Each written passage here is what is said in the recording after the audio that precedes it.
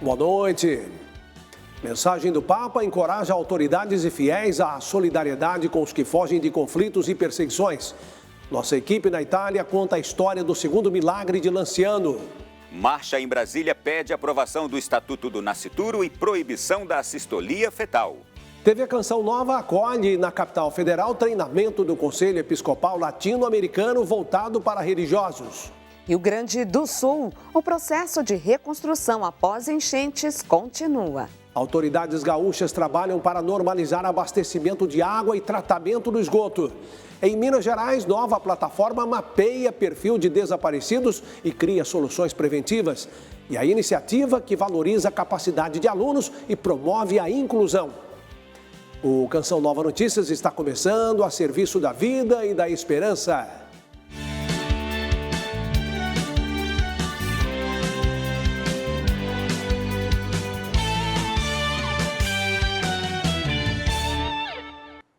O Vaticano divulgou dias atrás a mensagem do Papa Francisco para a Jornada Mundial do Migrante, que vai acontecer no final de setembro. A videomensagem foi apresentada pela Santa Sé para encorajar as autoridades e os fiéis a se solidarizarem com os que fogem de conflitos e perseguições em suas pátrias. A sinodalidade é a vocação originária do povo de Deus que caminha junto na história. Um êxodo, uma viagem, rumo ao reino dos céus. A igreja é sempre em caminho, sempre itinerante. Os migrantes são um ícone da igreja e neste caminhar Deus se faz presente, é próximo, em meio ao seu povo. Rejeita estar fechado no templo. Deus ama a tenda porque quer fazer-se companheiro na estrada. É um Deus itinerante que passa de uma tenda a outra. Muitos migrantes fazem essa experiência, se confiam a Ele, o buscam no desconforto, confiam-lhe as próprias esperanças. Quantas Bíblias, Evangelhos, Rosários acompanham os migrantes em suas viagens? Deus não apenas está no meio deles, mas se identifica nas mulheres e nos homens em caminho na história. Por isso, não honrem o corpo de Cristo somente no templo, porque em nossos caminhos, cada encontro com o outro, especialmente se pobre, migrante, necessitado de nossa ajuda, permite encontrar a face de Jesus. Na mensagem para o Dia Mundial do Migrante e do Refugiado deste ano, o Papa Francisco nos recorda que somos todos migrantes em caminho rumo à verdadeira pátria. E então, que tal experimentar a fazermos um trecho dessa estrada juntos? Podemos organizar algo para nos encontrar e viver juntos este momento. Ou então, quem sabe, podemos parar para rezar, um momento de oração juntos por nossa família comum. Deus caminha com o seu povo e nós queremos caminhar com Ele, ajudando a carregar os mais vulneráveis, ajudando as pessoas que têm dificuldade para caminhar, para que ninguém se perca no caminho. Nessuno si perda per strada.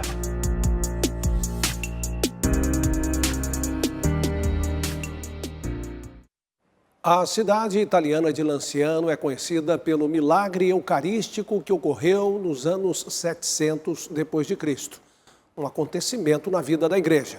Nesta mesma cidade, em 1273, houve um segundo milagre. Nossa equipe esteve lá e conta a história. Na Via dei Frentani, em Lanciano, está a igreja de Santa Cruz. Aqui nós estamos na capela, onde aconteceu o segundo milagre eucarístico de Lanciano. Este milagre aconteceu porque um casal tinha muitos problemas e bastante brigas constantes e a mulher não sabia mais o que fazer com o marido para ele se acalmar, para eles terem uma vida familiar mais tranquila. O casal é Giacomo e Ricciarella Estácio. A esposa desejava eliminar a discórdia entre eles e reconquistar o afeto do marido. Para isso, buscou orientações fora da igreja. Ela deveria pegar a hóstia, pegar a Eucaristia, receber a Eucaristia e não comungar. Levar para casa e fritar e dar para o marido depois. Ricciarella seguiu as instruções. Ao colocar a hóstia consagrada em uma panela, algo extraordinário aconteceu. Começou a sair sangue daquela hóstia. Aí ela ficou desesperada e não sabia o que fazer. Pegou essa hóstia, enrolou em um pano de prato, um guardanapo que ela tinha na época, e colocou na cocheira onde eles botavam o burro quando voltava do trabalho. Retornando do trabalho, Giacomo tentou levar o burro para o estábulo, mas o animal não entrou. E o homem forçava e batia e não tinha jeito, até que o burro se ajoelhou na porta da cocheira, como a gente faz adorando Jesus na Eucaristia. E aí ele entendeu que alguma coisa não estava certa. Entrou na casa, que era justamente ao lado aqui dessa capela, e perguntou para a mulher o que ela tinha feito. Ela falou que não tinha feito nada, mas ele insistia. Durante 7 anos, a Eucaristia foi escondida no estábulo. Ricciarella se arrependeu do que fez. E contou toda a verdade para o padre. E daí foi descoberto o que tinha acontecido. O milagre, a hóstia estava ali, com não mais pão escondido, mas a carne realmente que tinha saído sangue.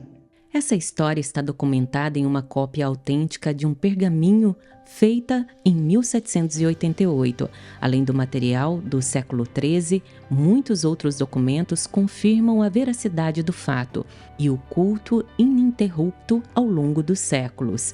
Há também várias bulas de papas, como a de Bonifácio VII, de 20 de setembro de 1295. Atualmente, uma partícula da frigideira e da toalha manchada de sangue são mantidos na igreja de Santa Cruz, antiga residência de Ricciarella. Você que acompanha o Canção Nova Notícias diariamente, vê e recebe também com frequência informações do Papa Francisco, porque somos uma das vozes da igreja no mundo. Você, sócio e evangelizador, faz parte dessa realidade. Vejam só, nós estamos com 34% de nossa meta na campanha de junho. Assuma com a Canção Nova a comunicação que evangeliza. Conheça mais no site clube.cançãonova.com e faça a sua doação ou doe pelo Pix com a chave pix.doação@cançãonova.com. Obrigado por seu comprometimento e fidelidade. Olha, em Minas Gerais, a Polícia Civil lançou uma nova plataforma para mapear o perfil dos desaparecidos no estado e criar soluções preventivas. Na nova ferramenta online, qualquer pessoa pode acessar informações dos casos registrados desde 2019. A família de Mateus vive momentos de angústia. O jovem de 25 anos saiu para trabalhar na última quarta-feira de maio e não voltou para casa. Dói demais no meu coração, que é um filho que eu amo, que eu quero ele de volta. E além de tudo, ainda tem muita história, muita notícia falsa. Realidade compartilhada por muitas famílias mineiras. Desde 2019, quase 40 mil pessoas desapareceram no estado. A maioria homens, sendo 64%, e mulheres com 35% dos desaparecidos. Agora, todos esses dados estão disponíveis em uma nova plataforma da Polícia Civil de Estado. Ela vem para concretizar 2 objetivos institucionais. O primeiro, que é realmente promover uma transparência ativa das informações sobre esse fenômeno social, que esses dados são referentes às ações das instituições de segurança pública, e um segundo objetivo é realmente permitir uma segmentação desses dados e essa segmentação viabilizar análises criminais, análises desse fenômeno social e assim possibilitar outras ações estatais, ações de pesquisa para tentar melhor entender e compreender essa situação. Por meio dos dados é possível analisar de forma detalhada o cenário referente ao desaparecimento de pessoas no estado. A ferramenta pode contribuir com a criação de políticas públicas e de ações preventivas. Políticas públicas de educação, muitas das vezes de prevenção nas escolas junto às crianças e adolescentes. É possível ações de políticas públicas de assistência social para identificação de grupos vulneráveis e situações de maior risco, como, por exemplo, identificação de situações de violência ou abuso de meninas em seus lares. Todas as informações estão disponíveis na internet para consulta pública. Através dos registros, é possível analisar o perfil dos desaparecidos. As faixas etárias em que há maior incidência é dos 12 aos 17, dos 31 aos 40 anos, a escolaridade desses desaparecidos, a cor da pele, além de informações subjacentes ao motivo do desaparecimento, conflitos intrafamiliares, envolvimento com uso abusivo de álcool, envolvimento com drogas ilícitas, endividamento. Em meio às incertezas, Jane se apega na esperança de reencontrar o filho. Hoje eu levantei disposta, tô dando uma faxina no quarto dele, inclusive tá tudo revirado ali, que hoje alguma coisa me diz que eu vou achar ele. E você vai ver no próximo bloco, TV Canção Nova acolhe treinamento do CELAM voltado para religiosos. E Marcha em Brasília ressalta a defesa da vida, da concepção até a morte natural.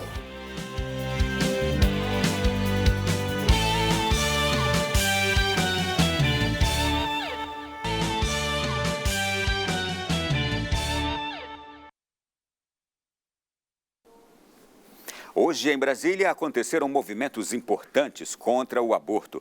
Na Câmara dos Deputados, o movimento Pró-Vida recebeu homenagens. À tarde, foi realizada a Marcha Nacional pela Vida. Manifestantes foram às ruas da capital defender a vida desde a concepção e pedir a aprovação do Estatuto do Nascituro, que torna o aborto crime hediondo. O movimento teve início com a missa celebrada pelo cardeal Dom Paulo César Costa. A 27ª edição da Marcha Nacional pela Vida e a primeira marcha distrital percorreram a esplanada dos ministérios. O ponto de parada foi o Congresso Nacional.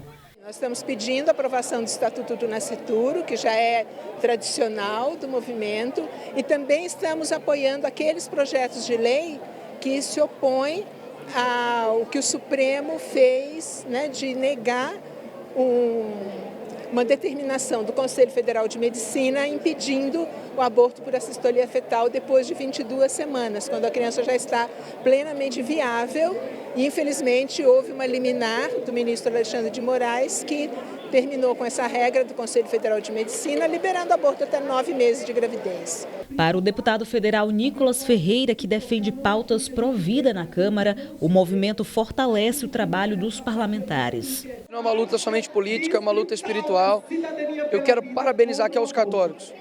Católicos que, em sua maioria, em diversos momentos, se movimentam, se organizam para poder estar aqui defendendo a vida. É um movimento espontâneo que sempre acontece, aos organizadores. E, se Deus quiser, nós vamos continuar lutando em prol da vida aqui no nosso país. E durante todo o percurso, os cristãos seguem assim, cantando e intercedendo pelos bebês que ainda estão na barriga da mãe e pedindo o país livre do aborto.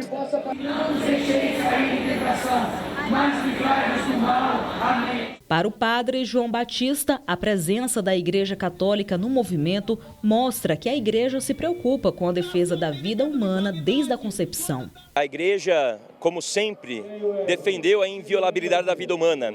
Nós temos na nossa fé, pela luz das Sagradas Escrituras, muitos textos que mostram já a vida do nascituro, aquele que ainda não nasceu, mas que no ventre de sua mãe já é escolhido e protegido por Deus. Para famílias que participaram do movimento, o ato é um pedido de socorro pelos bebês que correm risco de morte. A gente sabe a importância desses pequenos, aqui tem sobrinhos também. É importante a gente mostrar que o Brasil não quer o aborto. O brasileiro não é isso que a gente quer aprovar. A gente é a favor da vida.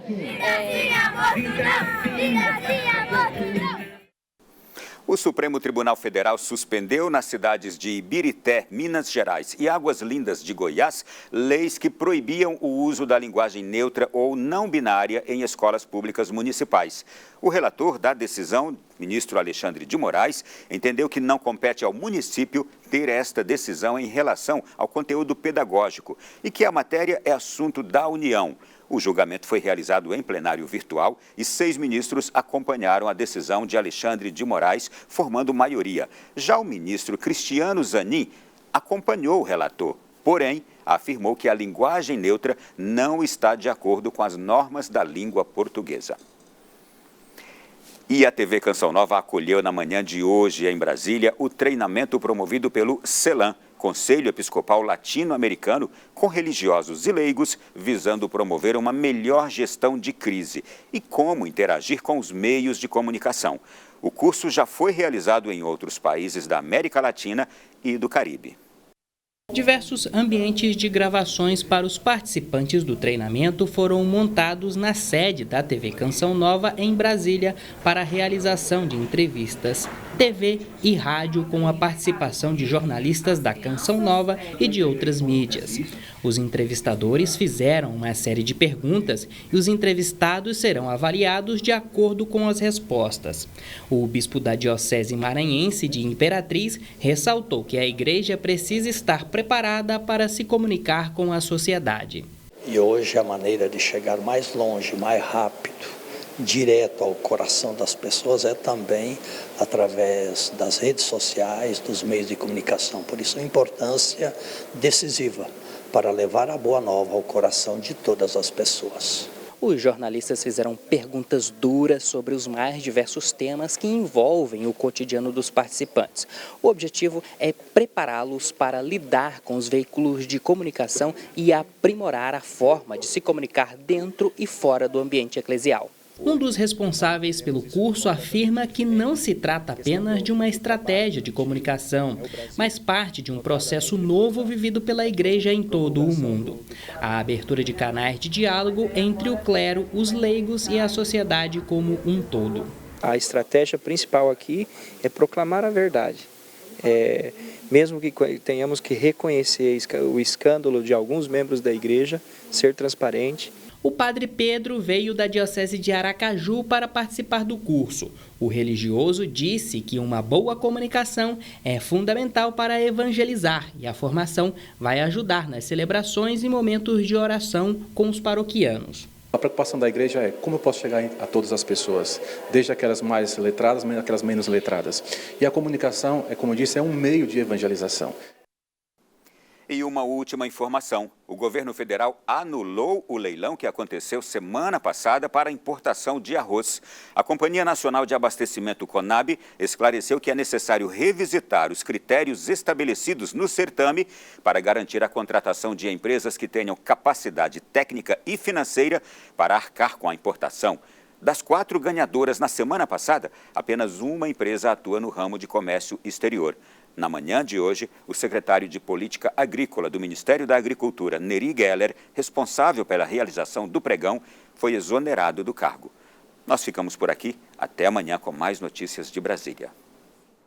Daqui a pouco, a compensação de impostos que preocupa setores da economia e autoridades gaúchas trabalham para normalizar abastecimento de água e tratamento de esgoto.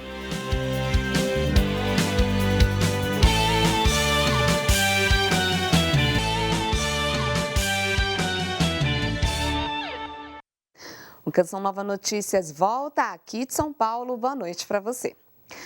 A medida provisória publicada na semana passada pelo governo federal trouxe preocupação a vários setores da economia. Isso porque a MP altera as regras de compensação de 2 impostos, o COFINS e o PIS. Entenda os impactos dessa medida na reportagem. Enviada ao Congresso Nacional no último dia 4, a medida provisória é uma alternativa encontrada pelo governo para compensar a desoneração da folha de pagamento de 17 setores da economia e de municípios com até 156 mil habitantes até 2027. Esse mecanismo busca reduzir custos trabalhistas e permite que a empresa pague de 1 a 4,5% sobre a receita bruta e não os 20% de contribuição previdenciária na folha de cada colaborador. Isso permite com que as empresas não tenham um custo trabalhista tão grande e possam contratar mais, né? Possam manter a equipe que tem. Ela dá uma força para as empresas diminuindo a tributação, né? Diminuindo os impostos. É isso. Então, assim, é que o governo quer contar com o máximo de imposto do máximo de empresas possíveis, assim, né? Ele quer arrecadar tudo de todo mundo. Mas tem empresas com características diferentes. Só neste ano, o impacto dessa desoneração será de 26 bilhões de reais. 15 bilhões relacionados a empresas e mais de 10 bilhões oriundos de municípios. Segundo o Ministério da Fazenda, a medida provisória que altera a compensação de PIS/COFINS busca corrigir erros históricos do sistema tributário brasileiro. A principal mudança prevista na MP limita a compensação dos créditos oriundo do PIS/COFINS, que só poderão ser usados para os mesmos tributos. Antes, as empresas contribuintes poderiam utilizar esses créditos para quitar outros impostos. PIS e COFINS são tributos federais cobrados para financiar a Seguridade Social. Alguns setores são isentos dessa cobrança e, por isso, seriam afetados pela medida provisória. Pega um tributo para pagar outro, mas tudo dentro da esfera federal. E o que o governo está falando assim, não, cada crédito é um crédito. Com isso, a empresa grande exportadora, ela não tem tanto PIS e COFINS para pagar, ela vai acabar acumulando um crédito de PIS e COFINS enorme e tendo que pagar outros débitos, por exemplo, o INSS, com dinheiro de caixa. Então, ela vai acabar encarecendo o produto. Com a determinação, o governo espera arrecadar 29 bilhões de reais. A medida já está em vigor e deve ser apreciada pelo Congresso em até 4 meses. Senão, perde a validade. Setores como indústria, agronegócio, medicamentos e combustíveis afirmam que a decisão do governo pode gerar impactos negativos e contribuir para o aumento de preços de produtos. Agora vamos falar da situação do estado do Rio Grande do Sul, que iniciou o processo de reconstrução. Entre os principais desafios das autoridades está a normalização do abastecimento de água e o tratamento de esgoto na capital, Porto Alegre. Mais de 2 milhões de pessoas foram afetadas pelas chuvas no Rio Grande do Sul e cerca de 400 mil ainda estão desalojadas, segundo a Defesa Civil do Estado gaúcho. O processo de reconstrução já começou e, para este professor do Centro de Estudos e Pesquisas em Desastres da USP, o saneamento básico deve estar entre as prioridades. Sem saneamento básico, as pessoas adoecem e morrem. O que é o saneamento básico? São os sistemas de esgotos pluviais, os sistemas de abastecimento público de água, os sistemas de drenagem de águas pluviais e os sistemas de manejo de resíduos sólidos. Na capital Porto Alegre, algumas ruas ficaram alagadas durante quase um mês, o que prejudicou diretamente o fornecimento de água. No período mais crítico dos temporais, mais de 1 milhão de pessoas tiveram o abastecimento afetado. Nós temos já a capacidade, de levar água para 100% da população, mas devido a algumas intercorrências durante o dia, por exemplo, a qualidade da água bruta que chega, por vezes temos que diminuir a vazão para garantir o tratamento e garantir a potabilidade. Então temos momentos, temos períodos e partes de Porto Alegre que acabam ficando desabastecidos ao longo do dia.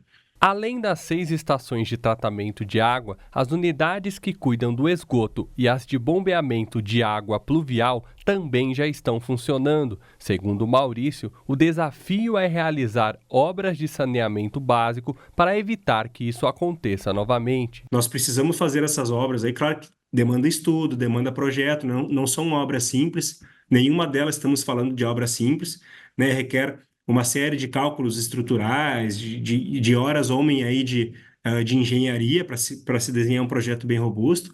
O governo do Rio Grande do Sul criou um projeto sancionado como lei com metas que englobam diversas áreas, com ações emergenciais, de reconstrução e para o futuro. Um evento desse porte mobiliza todo um país. Ainda um país continental como o Brasil. Não é uma situação de algumas semanas, isso vai levar meses ou anos. Então, quando se projeta para o futuro, isso é muito bom, deve ser colocadas essas metas, mas de uma forma mais clara, que a população entenda e faça parte desse processo.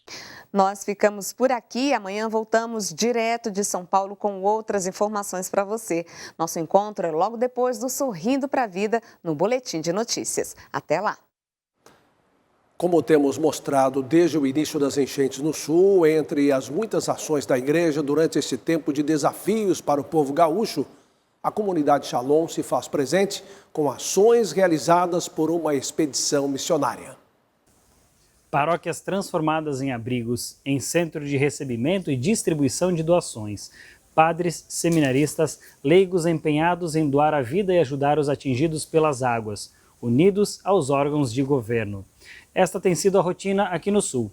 As águas baixaram e nesse tempo de retomada temos mostrado o trabalho da comunidade Shalom junto à nossa gente.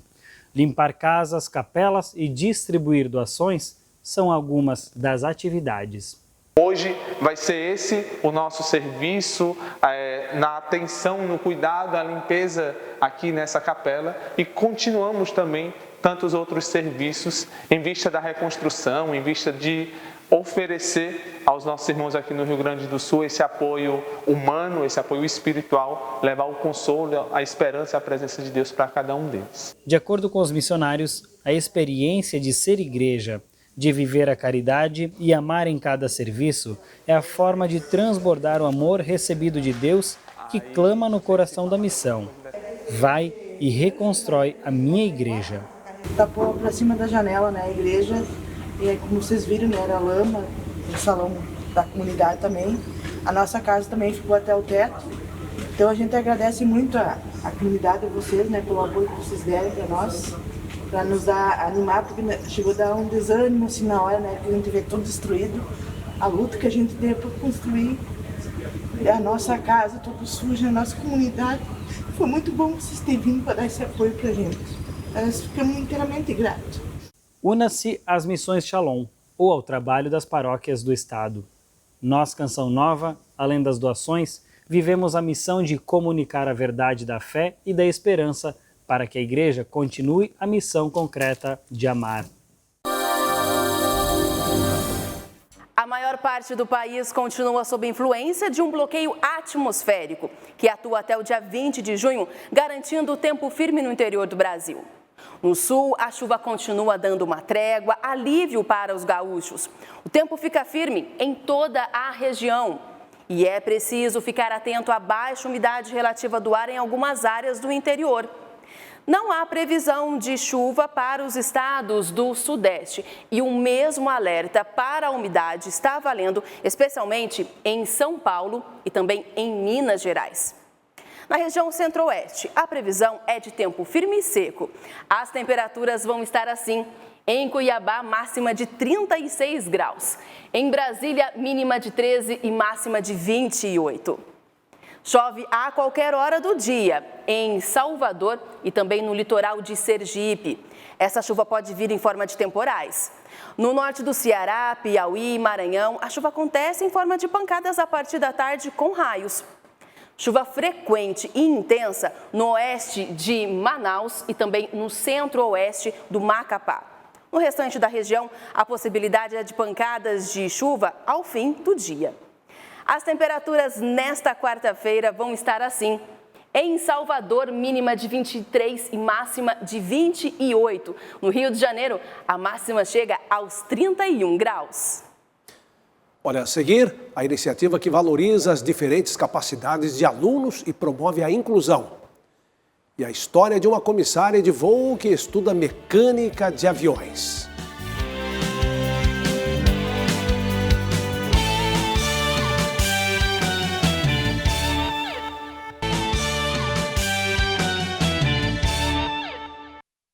Todo mês, o Papa Francisco convida a igreja a rezar a partir de um tema específico por meio da Rede Mundial de Oração. Entre os assuntos escolhidos estão as pessoas com deficiência. Em sua mensagem, o Santo Padre falou da necessidade de as instituições civis apoiarem projetos com acessibilidade à educação, ao emprego e aos espaços onde possam expressar a criatividade. Em Minas Gerais, há uma iniciativa que valoriza as diferentes capacidades dos alunos e promove a inclusão. Promover oficinas que buscam identificar habilidades e aptidões de cada aluno e desenvolvê-las. Esse é um dos objetivos da APAE de Caeté, na região metropolitana de Belo Horizonte. Foi em uma dessas atividades que surgiu a ideia de criar um lava-jato. E os meninos amaram, né? Porque é uma coisa que eles mexem com água, homem, né? Já mexe com carro desde novo, né? E a gente com o projeto já fazendo um teste aqui na frente, a gente conseguiu pegar assim, a atenção deles, ver o tanto que eles gostaram. O que começou como uma simples oficina em uma estrutura improvisada deu tão certo que se tornou um projeto de empreendedorismo, em que parte da renda do Lava Jato é destinada aos estudantes. Com uma verba recebida do Ministério Público do Trabalho, foi possível preparar um espaço dentro da instituição e comprar equipamentos para a limpeza dos veículos. O serviço é levado a sério por eles, que fazem questão de não deixar nenhuma sujeira para trás. Por dentro, passando o pincelzinho onde que tiver tudo sujo por dentro assim. Aí vai limpando, tirar a sujeirinha, tudo, e vai limpando. Atualmente, 10 alunos trabalham no Lava Jato, que funciona 4 dias da semana. Os preços são populares. O mais caro são as caminhonetes e vans, R$ 45,00. Lúcio ficou sabendo da iniciativa, trouxe o carro e está saindo satisfeito. Muito bom, os meninos acabaram a lavagem rápido, não durou muito tempo, porque 2, 3 horas para lavar um carro. Eles lavaram muito bem, parabéns, já fiz a vistoria já, tá ótima a lavagem. Vou recomendar os outros para trazer aqui também. Uma parte do valor fica com os alunos e a outra é usada para comprar produtos necessários para a limpeza. Luiz já sabe o que vai fazer com o que receber. Agora o plano é ajudar para fazer para viajar para fora com... Nossa ideia é juntar ele para a praia. Mais do que uma remuneração, para cada um desses alunos, o Lava Jato é também uma fonte de sonhos. Meu projeto é mexer com o Lava Jato. Montar um Lava Jato para mim, que até me mexer com o carro. Às vezes, para a gente, isso é muito pouco, mas para eles é um valor imensurável.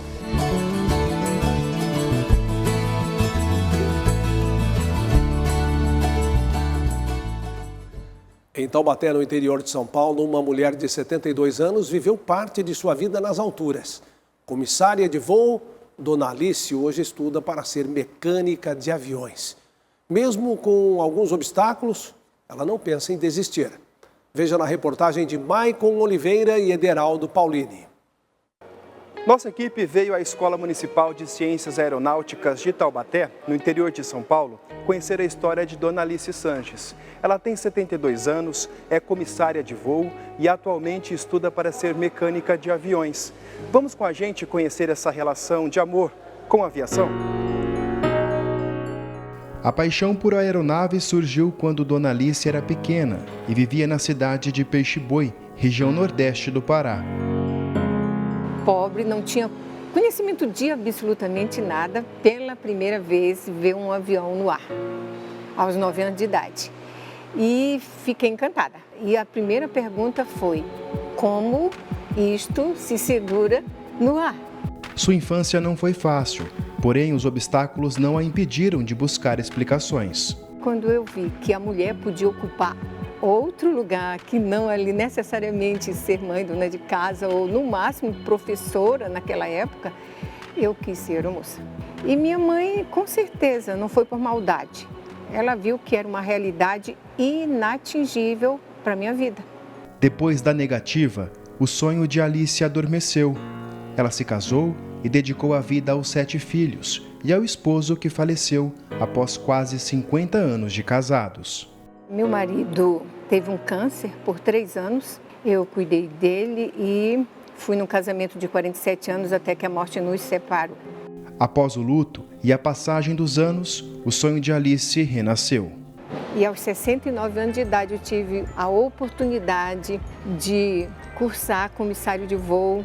E eu fiz o curso, prestei o exame da ANAC, exames médicos e eu sou comissária de voo de formação. Dona Alice não parou. Quis alçar novos voos ainda mais altos. Eu vi uma oportunidade de eu fazer o curso de mecânico de manutenção aeronáutica. Hoje já faço inclusive estágio no comando do Exército. Mão na massa que Dona Alice e os colegas de turma colocam, com a supervisão do professor Rodney. Nós demos a matéria teórica de como se usa uma lima, de como se usa uma lixa e depois a gente vem para a oficina, para o laboratório, testar na prática isso daí. Segundo o professor, Alice é uma aluna aplicada, exemplo para os colegas de classe. Ela tem uma vontade muito grande de aprender e isso desperta na gente a vontade de ensiná-la. Orgulho também para a família. O filho Pedro Paulo não esconde a admiração pela mãe. Eu falo para ela, mãe, essa é minha aerovelha favorita. E agora tá na mecânica de aviação. E isso serve para todos, de exemplo, né? Meu propósito de vida é incentivar pessoas, tanto jovens como adultas mesmo.